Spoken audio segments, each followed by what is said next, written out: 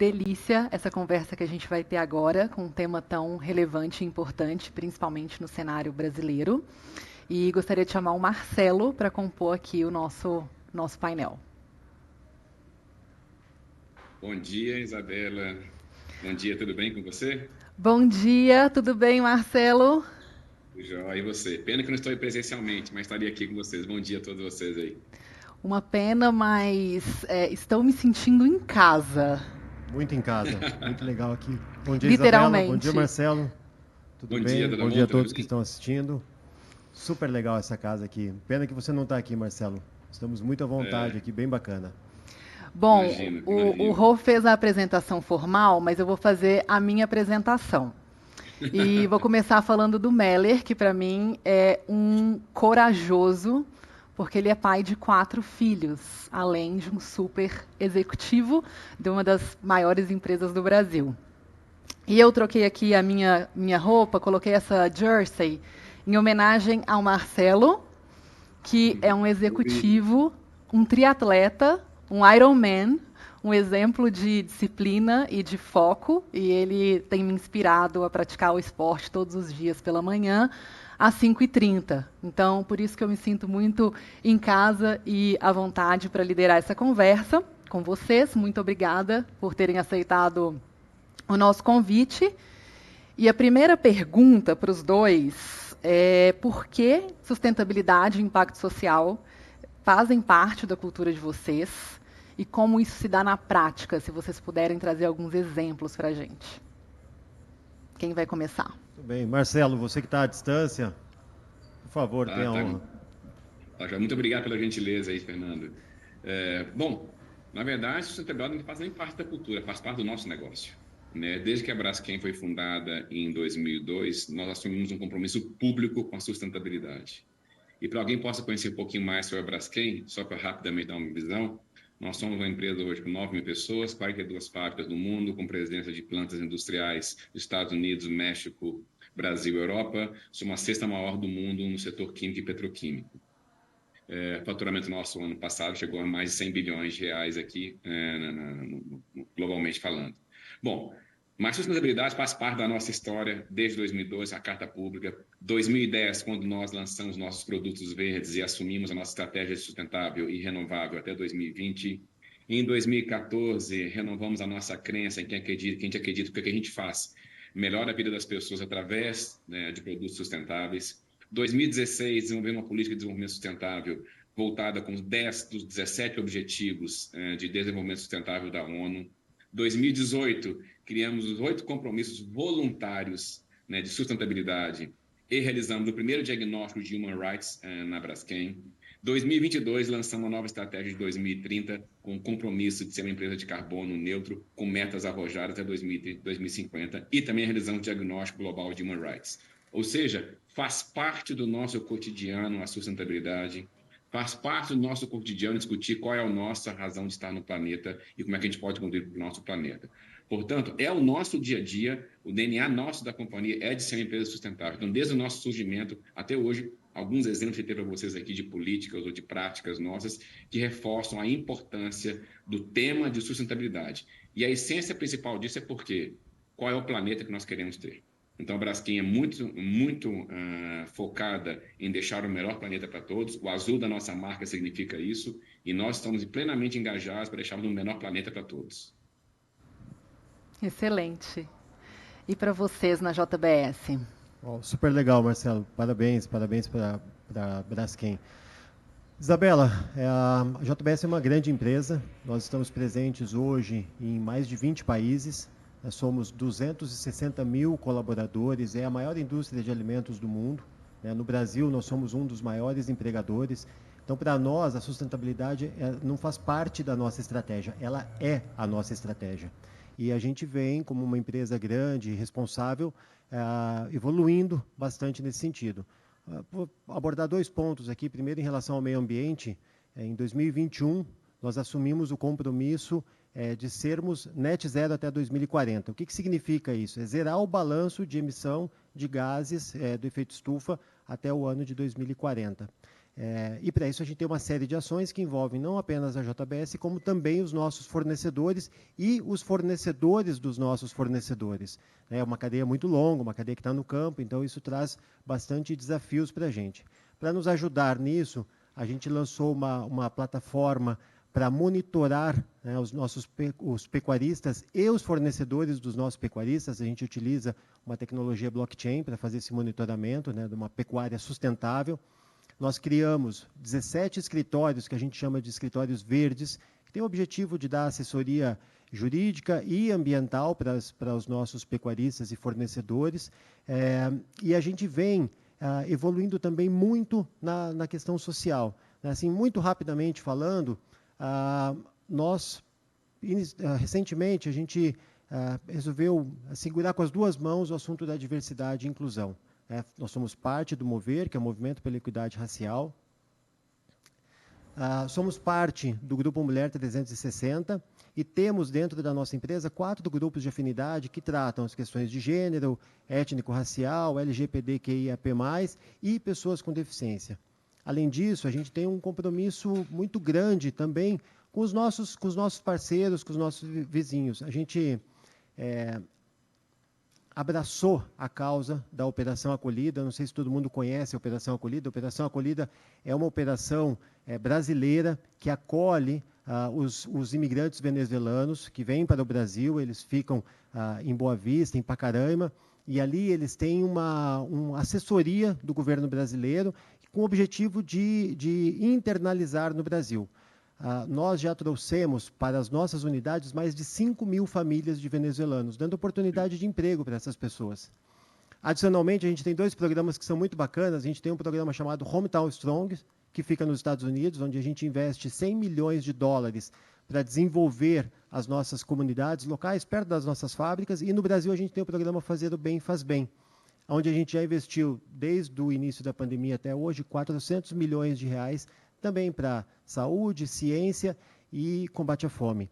Mas o mais legal de tudo, Isabela, na minha opinião, claro, como uma pessoa de gente, é que nós temos a oportunidade de gerar uma vida melhor para milhares de pessoas onde poucas empresas estão. A JBS está no interior do Brasil, onde não tem muitas empresas. E lá a gente gera milhares de empregos diretos, indiretos e induzidos. E isso faz com que a gente sinta o verdadeiro valor do bem social. Não, é incrível. Eu lembro da primeira vez que a gente conversou, em que você trouxe a grandiosidade da JBS. Talvez muitos de nós conhecemos a JBS, mas só uma partezinha pelo que a gente encontra, né, nos supermercados, o que a gente consome nas nossas casas, mas é incrível o trabalho que vocês fazem, a magnitude da empresa e os números que são sempre enormes. E você trouxe alguns pontos sobre, por exemplo, acolhimento e fazer com que todos sintam parte dessa organização. O tema do festival é cultura de aprendizagem, é ter coragem, e como o tema de sustentabilidade é percebido na JBS quando a gente fala em cultura de aprendizagem. Isabela, a gente, na verdade, assim, como uma empresa grande, né, e dispersa, né, nós estamos... No Brasil, a gente tem 113 unidades espalhadas no Brasil inteiro, né, em quase todos os estados.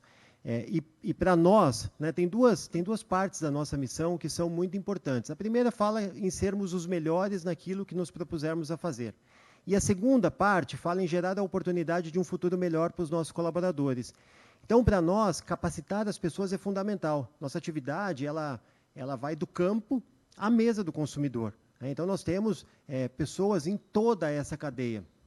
E para a gente conseguir manter as pessoas capacitadas do nosso jeito, um jeito simples, a gente tem uma série de ações e uma série de trilhas. Vou citar algumas aqui, né? A gente tem uma plataforma online, né, que a gente chama de Universidade JBS, onde a gente coloca todo tipo de conteúdo e aprendizado para a formação dos nossos colaboradores. Nós somos 5 negócios no Brasil, então cada trilha, né, ela tem que atender um tipo de conhecimento que vai desde das atividades da Seara, né, uma empresa, uma indústria de alimentos, até as atividades da Swift, por exemplo, que é uma rede de lojas no varejo. nós temos, e você conheceu, né, você esteve lá, nós temos uma escola chamada Escola Geminari. E é uma escola, assim, é um projeto super interessante, assim, encantador. Ela fica dentro da nossa unidade e se mistura, né, escola e empresa. O aluno ele começa na 6ª série, ele vai até o 3º ano e quando ele se forma um tocador de negócio, como a gente chama. E ele vai trabalhar conosco, assumindo algum negócio, a responsabilidade de alguma equipe, né, e começa a ter ali a sua grande vivência, a sua grande jornada profissional. E recentemente, né, como uma empresa global, e é uma multinacional brasileira, né, isso nos dá bastante orgulho, a gente tem o compromisso de gerar oportunidade em diversos países. A gente tem um programa chamado JBS Sem Fronteiras, a gente já tem uma atividade com o Canadá e com os Estados Unidos, onde a gente manda pessoas para trabalharem lá, e agora a gente começou na Austrália, e nós estamos mandando 1.500 pessoas por ano para lá, e para isso a gente fez uma parceria, né, com a HUT-EF, também com a Escola Geminari, onde a gente está promovendo cursos de inglês para 100% dos nossos colaboradores, para prepará-los para ir para a Austrália. Então, é impressionante a quantidade de oportunidades que a gente consegue gerar e, sem dúvida nenhuma, a capacitação profissional faz parte dessa jornada. Verdade. Estive com você, conhecendo a escola, os fundamentos.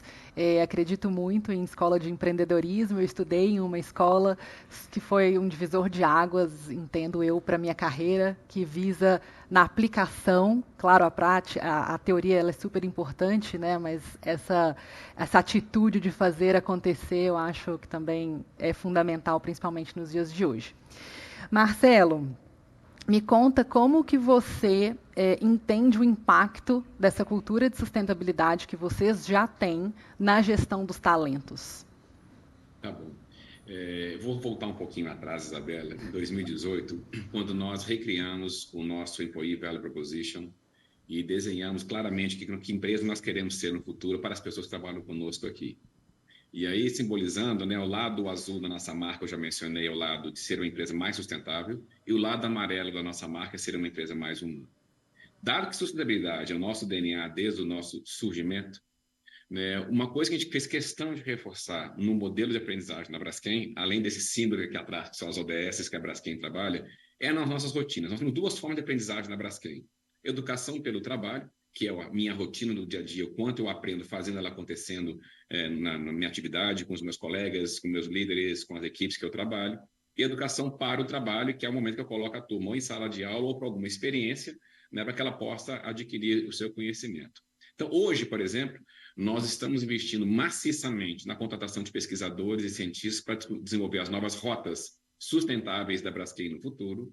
Nós temos aqui hoje 10 frentes de desenvolvimento sustentável, com várias pessoas atuando na busca de conhecimento, metodologia, conceito e aplicação para endereçar cada ponto desse. Por exemplo, Human Rights, eu falei, a mudança de clima, né, qual é o nosso impacto na mudança de clima, como é que a Braskem pode afetar a questão de clima, né, e uma série de outros pilares nós trabalhamos inteiramente. Então, nós temos vários grupos trabalhando, né, e conceituando esse papel. Adicionalmente, a gente roda ao longo do ano vários eventos para capacitar as pessoas sobre os temas que a Braskem vem discutindo. Por exemplo, daqui a 3 semanas temos 2 dias de workshops sobre mudanças climáticas, que a gente quer entender o que está acontecendo na sociedade, o que está acontecendo no mundo, o que o meu setor afeta, o que a Braskem afeta, como é que a gente pode mudar esse contexto como um todo. E a gente faz diversas reuniões, diversas lives, diversos encontros para discutir o tema de sustentabilidade na prática, como cada pessoa, cada negócio, cada área pode contribuir efetivamente para um lugar mais sustentável e mais humano. Olhando o pilar humano, né, vou aproveitar que a deixa que o Fernando colocou aí de diversidade, equidade e inclusão, né, no nosso desafio de ser até 2025 uma das empresas mais humanas do mundo, em todos os locais onde a gente tem a atuação, nós começamos em 2014 um trabalho de diversidade aqui, né, com várias frentes de atuação. Então, tem a frente, né, de inclusão de raça e etnia, LGBTQIA+, inclusão socioeconômica, que eu acho que deve ser uma preocupação, o Fernando deve ter também na região que ele atua, que é incluir pessoas de baixa renda dentro do mercado de trabalho, né? Tem o grupo de gênero e tem o grupo de PCDs aqui dentro da Braskem. E o melhor de tudo é ver a oportunidade que a gente está dando a uma série de pessoas. Por exemplo, este ano, na nossa entrada aqui na Braskem, no programa de jovens, nós tivemos 48% de pessoas negras, 62% de pessoas de baixa renda entrando no nosso programa, sendo que dessas 50% em renda familiar até 2 salários mínimos, ou seja, o programa de estágio é que paga mais do que ele tem como renda familiar. E você sabe muito bem na parceria com vocês que a gente dá bolsa de estudo de inglês, né, totalmente custeada para Braskem, para que essa pessoa tenha uma condição de empregabilidade, valorizando cada vez mais a história de vida das pessoas e não meramente o currículo de onde eu estudei.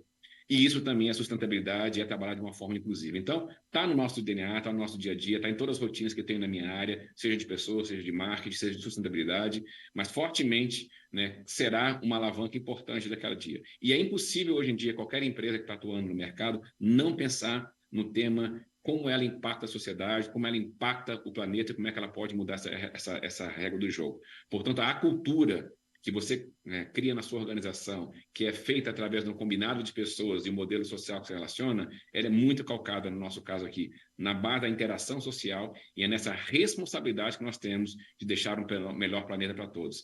E olhando isso, olhando hoje as pessoas que elas querem uma empresa onde elas possam atuar com maior liberdade, possam ser elas mesmas, e que acreditem que a empresa que está trabalhando tem um propósito muito seguro e muito correto com o futuro da humanidade.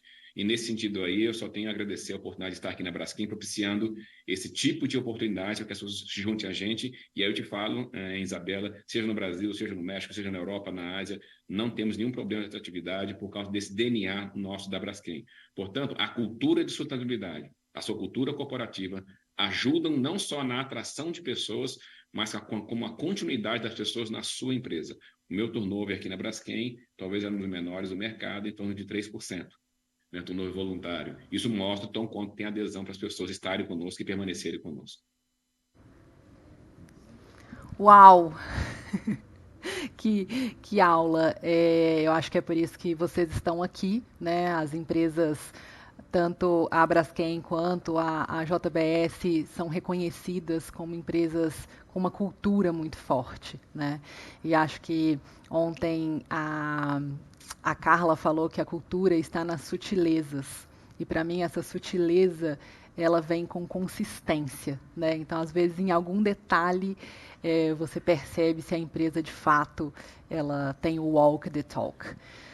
Quer comentar um pouco sobre cultura JBS, como isso se relaciona com as iniciativas de treinamento e desenvolvimento? Não, sem dúvida. Para nós, Isabela, a cultura é assim, a nosso alicerce, é a nossa fortaleza, é o que nos une, é o que nos trouxe até aqui e é o que vai nos levar adiante. Realmente, assim, os valores, as crenças que nós temos dentro da JBS, eles são muito valorizados. Nós somos, no Brasil, 145 mil colaboradores e a gente tem um cuidado especial, né, para que todo mundo tenha os nossos valores, que goste das mesmas coisas, né, que tenha um jeito muito semelhante. Isso faz com que o nosso dia a dia seja muito mais fácil. E a gente tem uma série de rituais, uma série de eventos que garantem que que nossos valores, que a nossa cultura, que a nossa missão não fique só na parede, que ela esteja no comportamento das pessoas no dia a dia. Comentando algumas coisas que a gente faz, né? Todo mundo que entra na empresa, de um operador de produção ao presidente, passa por um comitê de seleção. Como é que é isso? Assim, depois que você faz a entrevista, depois que você está aprovado para ser contratado, a gente tem um comitê formado de pessoas voluntárias, né, que batem um papo com aquela pessoa que está entrando, para entender se aquela pessoa tem os nossos valores, se ela tem o nosso jeitão, né, a forma como a gente é. Né? Nós somos uma empresa muito simples, né? No nosso dia a dia a gente é muito simples, né? A gente é muito espontâneo, a gente é muito franco. Então, assim, é importante a gente garantir que as pessoas que estão entrando na nossa empresa valorizem esse tipo de comportamento. Depois do comitê de seleção, uma vez aprovado, a gente tem o cuidado de fazer uma integração cuidadosa, onde a cultura é uma parte grande dessa integração. Nossa avaliação de desempenho, ela é baseada na prática e na vivência dos nossos valores. E uma coisa super legal que aconteceu o ano passado, a Nuts foi nossa parceira nessa construção e na execução, nós fizemos mais de 30 eventos no mundo inteiro, eventos no Brasil, em vários locais do Brasil, na Europa, nos Estados Unidos, Canadá, México, Austrália, eventos de cultura. Foram mais de 17 mil líderes que participaram desses eventos. E o que é esse evento, né? Como é que a gente faz um evento de cultura? A gente poderia ir lá e ficar contando para as pessoas, né, quais são nossos valores, por que eles são importantes. Não, a gente fez diferente. A gente pegou os nossos colaboradores para contar história, né, para compartilhar a prática dos nossos valores no dia a dia. Então é uma delícia, porque a gente tem, né, colaboradores aí de 49, 48 anos trabalhando conosco, e que tem um conjunto de histórias assim, encantador. Né? Então, você tem a oportunidade de passar um final de semana num hotel, batendo papo com as pessoas e entendendo o que é a cultura na prática, isso nos fortalece ainda mais. Se eu tivesse que falar um pouquinho sobre, na nossa empresa, né, qual é o melhor treinamento de liderança que a gente pode fazer, sobre todos os conceitos, teorias, o que a gente tem disponível, para nós, os nossos líderes, eles precisam viver, praticar e gostar dos nossos valores. Uma vez que você faz isso, você é um bom líder na nossa empresa. Obrigada por compartilhar. Eu também tenho o privilégio, vou assim dizer, de trabalhar numa empresa que tem uma cultura super forte. E às vezes me perguntam, mas qual que é a cultura? Qual que é o DNA? E em alguns momentos eu não sei nem explicar. E eu adorei o que você falou, é o jeitão. É o nosso jeitão, né? E claro que a gente toma um cuidado para incluir nesse jeitão pessoas com diferentes mindsets, com diferentes perfis, mas esse jeitão faz a diferença no dia a dia, principalmente para a gente ganhar velocidade, performance e segurança na tomada de decisão.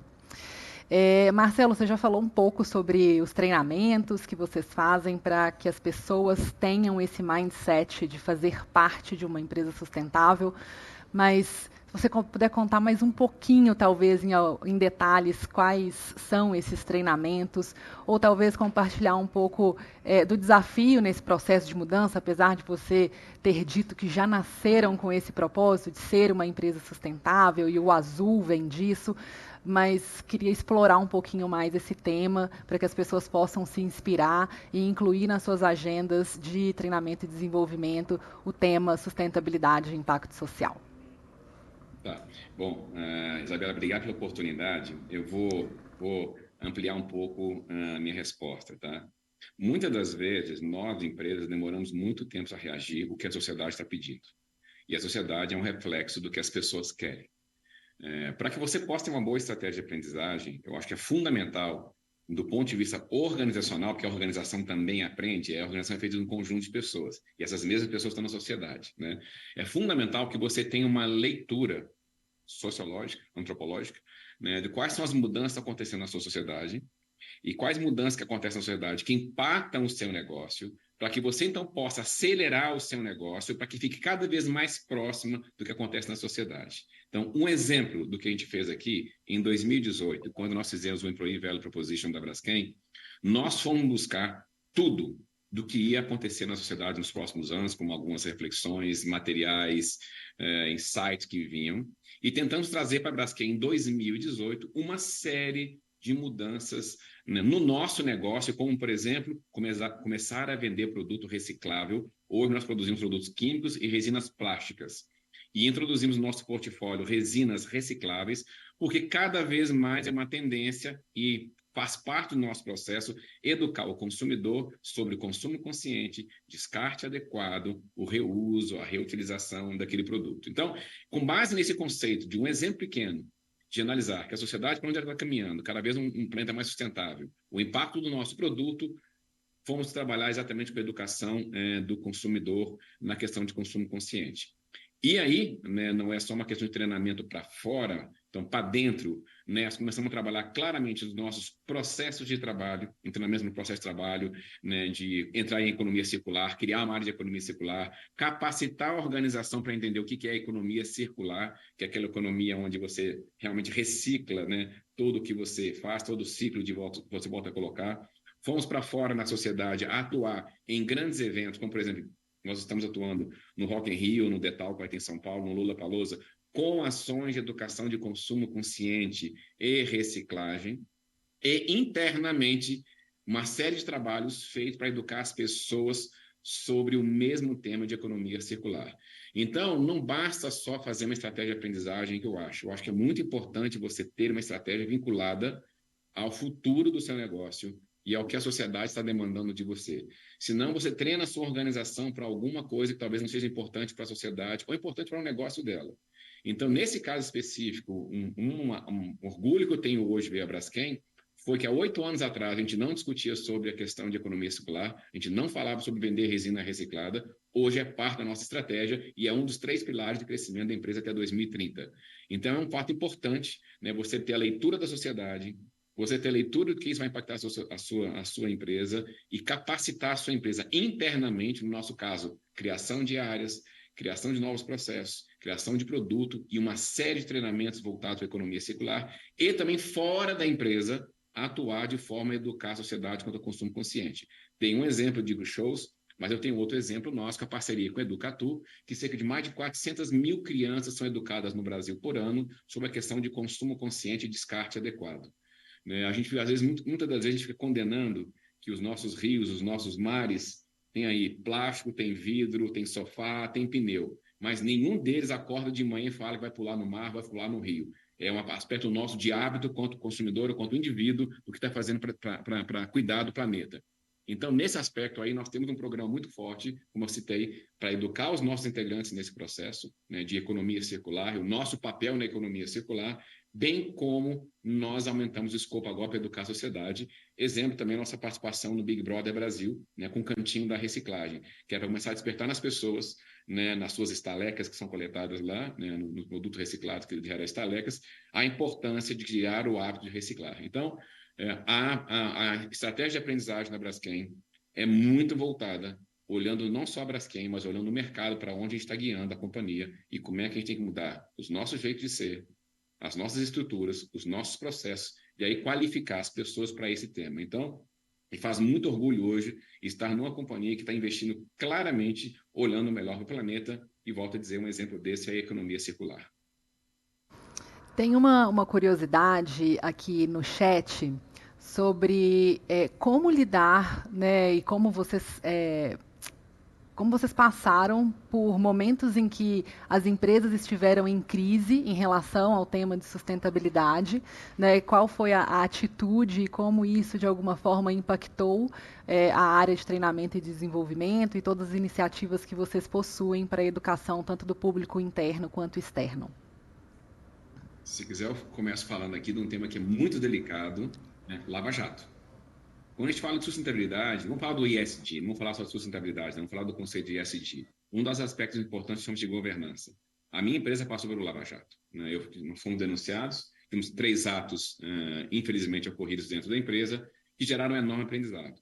E aí, o que nós fizemos? A área de governança foi reforçada, foi redirecionada, não só a nível de reporte, mas estrutura física e treinamento e capacitação das pessoas totais na Braskem, novo código de conduta, novo processo de treinamento, né, nova linha de ética, novo, né, modelo de relacionamento de conflito de interesses, relacionamento com parceiros, e nós vamos educar toda a organização, até com base na dor do que nós passamos, para o que nós queremos ser. E temos muito orgulho hoje, após toda essa dor que nós tivemos e todo o processo de capacitação global que nós fizemos, com diversos treinamentos em conformidade na companhia, de sermos reconhecidos hoje pelo DOJ dos Estados Unidos, né, como uma empresa que foi referência num processo de turnaround em matéria de governança no mercado. Então, é pegar uma crise, como eu coloco, uma crise muito forte, sem envolver na Lava Jato não é simples, mas usar essa crise para melhorar seu aprendizado. E nesse momento, toda estratégia de aprendizagem, comunicação, diálogos e ações voltados para levar o padrão de governança da companhia foram essenciais. E toda estratégia de aprendizagem foi criada em cima disso, né, de realmente qual o tamanho da responsabilidade que nós temos com a mudança da Braskem, né, com a mudança de governança, e aí fizemos, então, uma série enorme de capacitação e conformidade em todos os temas, educando as pessoas, né, sobre esse assunto e a importância que isso teria né, ser praticado com maior seguridade na Braskem. Lembrando que, no meio de todas as pessoas, falando que 6 cometeram um erro na Braskem e todos os 8.000 foram condenados moralmente. Né? Então, é fundamental também respeitar o momento das pessoas. Então, uma crise grave que a gente teve foi dessa forma que nós atuamos. Pega a crise, não se enfia nela e esconde dela, pelo contrário, traz ela à tona, pede desculpas e trabalha em cima dela e cria um modelo de aprendizagem que você realmente aprenda com o que passou para que não venha a acontecer de novo. Eu acho que os números também falam por si só, né? 3% de turnover é um número baixíssimo e representa o trabalho que vocês têm feito nesse sentido. Obrigada, Marcelo. Bom, Isabela, na JBS, todos os nossos desafios, eu acho que nós enfrentamos mais ou menos do mesmo jeito. Assim, nós somos uma empresa muito simples, mas muito séria, e trabalhamos com pessoas muito boas. Então, todas as vezes que a gente tem que tratar alguma coisa, enfrentar algum desafio, alguma dificuldade, a gente faz frente a frente e junto com as nossas pessoas. Né? Como eu comentei anteriormente, a gente tem, só no Brasil são 145 mil pessoas e nós temos uma responsabilidade social gigantesca, né? Porque nas nossas fábricas, milhares de famílias dependem da gente, depende daquela atividade, né? A agropecuária ela é uma locomotiva importante no Brasil e nós assumimos esse papel de protagonista no Brasil. Dentro do nosso jeito simples de sermos, a gente trata tudo muito abertamente dentro da empresa, a gente conversa muito, né? E a gente tem, obviamente, pessoas muito boas conduzindo algumas áreas, como, por exemplo, a nossa área de compliance. É uma área que foi crescendo e aprendendo como trabalhar ao longo do tempo, e hoje é uma referência internamente e externamente. E essa área de compliance, ela tem um cuidado de treinar todos os nossos colaboradores. Então, não apenas para que a pessoa faça sempre a coisa certa, mas que ela ajude também a cuidar do ambiente para que a gente faça sempre a coisa certa e observe as outras pessoas também para garantir que esse comportamento ele esteja em todos os nossos colaboradores. Veja que uma coisa importante para a gente, né, é manter as pessoas trabalhando conosco.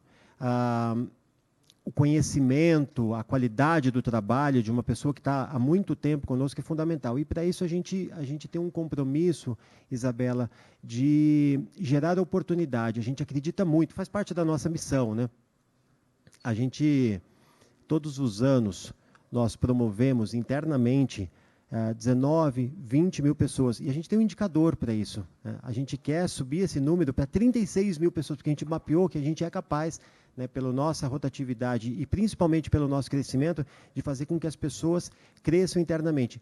E isso é importante, porque para continuar promovendo, sustentando e promovendo cada vez mais a nossa cultura e os nossos valores. E dessa forma, a gente vai crescendo, vai resolvendo os nossos problemas e vai se tornando melhor a cada dia. É isso. Bom, vamos fazer uma última para a gente terminar. Queria, se vocês pudessem, deixar uma mensagem para o RH que quer mudar. Mas eu vou pedir também para talvez vocês trazerem um toque pessoal e o que vocês, né, como executivos e cada um aí com as suas peculiaridades, podem dar de dica para individualmente a gente ter coragem de liderar um processo de mudança. Ok. Quer começar, Fernando? Agora eu posso começar aqui. Isabela, eu não venho da área de recursos humanos, né? Eu vim da área de operações, eu sempre trabalhei com fábrica, com logística, e ao longo da minha carreira eu fui migrando até estar hoje como responsável pela área de recursos humanos na JBS. Então, eu tenho algumas crenças pessoais e um modo de trabalhar que eu gostaria de deixar para todo mundo que está nos assistindo, e especialmente para as pessoas que são da área de recursos humanos ou que pretendem ser. Eu acho que é muito importante para uma pessoa de RH conhecer do negócio. Sabe? Claro que os procedimentos, as políticas, as práticas de recursos humanos, elas são importantes e têm que ser bem feitas, mas se você não entende do seu negócio, você não conhece o propósito, você não sabe por que está fazendo e talvez você não o faça da melhor forma. Eu costumo dizer que uma pessoa de RH ela tem que saber ler um currículo, mas tem que saber ler um DRE. Porque se você não sabe ler um DRE, você não sabe como é que está o resultado da sua empresa, você não sabe quais são as principais necessidades, você não tem condições de ser o que todo mundo chama de RH estratégico, mas pouca gente consegue traduzir isso. Então, a minha recomendação para todo mundo é viva o negócio. Né? Assim, esteja próximo das pessoas que estão lá no dia a dia, na mão na massa. Se é uma empresa com característica comercial, ajude a vender. Se é uma empresa com característica mais operacional, ajude a operar, ajude a produzir. Viva o dia a dia, esteja próximo, conheça e goste do negócio, aprenda a discutir, porque quando você trabalha na área de recursos humanos, conhecendo da operação, como é o meu caso, tudo que você faz, você entende o impacto que tem do outro lado. Você sabe que aquela atuação ela é necessária para resolver um problema específico. Você sabe, se você fizer alguma coisa, qual será o efeito na operação. Então, minha recomendação para todo mundo não fique na sala do RH ou no dia a dia do RH. Respire, viva, pratique o dia a dia e conheça profundamente do negócio. Aí a gente vai conseguir contribuir bastante. Excelente. E para você? Bom, vou falar muito sinceramente, Isabela. Tenho 35 anos de atuação na área de pessoas. Eu tenho outras áreas além da área de pessoas, mas eu tenho 35 anos. Eu vou pegar o ponto do Fernando e vou fazer um contraponto, Fernando. Eu não preciso conhecer do negócio como um líder de negócio conhece, eu não preciso conhecer de finanças como um líder de finanças conhece, eu não preciso conhecer de tecnologia como a tecnologia conhece. Eu preciso entender quais são os impactos na organização. A minha missão é cuidar das pessoas. A minha missão é cuidar da cultura. A minha missão é cuidar, literalmente, que seja um excelente local de trabalhar e que seja respeitado dentro da minha organização. Por isso, acho que a área de RH, ao longo do meu tempo, né, de atuação, tem que parar de se questionar se ela é estratégica ou não. Para de ficar como vítima. Nós temos espaço de atuação, nós temos potencial para fazer mudança. A chance que é dada para uma área é dada para todas as áreas ocupar seu espaço, então cabe a nós, profissionais de RH, ocuparmos o nosso espaço. E cabe cada vez mais a responsabilidade sobre cada um de nós de lidar e liderar com as mudanças que acontecem na sociedade e trazer para dentro da organização. A sociedade caminha cada vez mais para o lado da humanização e não apenas da tecnologia. A tecnologia que hoje é capaz de aproximar quem está longe é a mesma de distanciar quem está perto. Portanto, nunca se debateu tanto sobre saúde mental. E saúde mental, cada vez mais, não é um assunto dos outros, é um assunto nosso. E cada vez mais, nesse papel de cuidar das pessoas e ajudá-las a encontrar o seu caminho, e ajudar as organizações a encontrar seu caminho, é papel da nossa área. Portanto, eu amo a área de gestão de pessoas, amo o que eu faço e nunca tive dúvida se a minha atuação ou se a atuação da minha área tinha que ser estratégica. Nunca me questionei por isso. Sempre tive a oportunidade de executar o meu papel, fazer a minha liderança e fazer acontecer.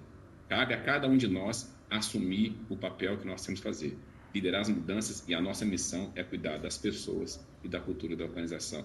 Então, assim, com 35 anos de carreira, é isso que eu gostaria de deixar de mensagem a vocês. Acreditem no potencial que cada um de nós temos em fazer a mudança acontecer e que nós temos a grande influência dentro da organização.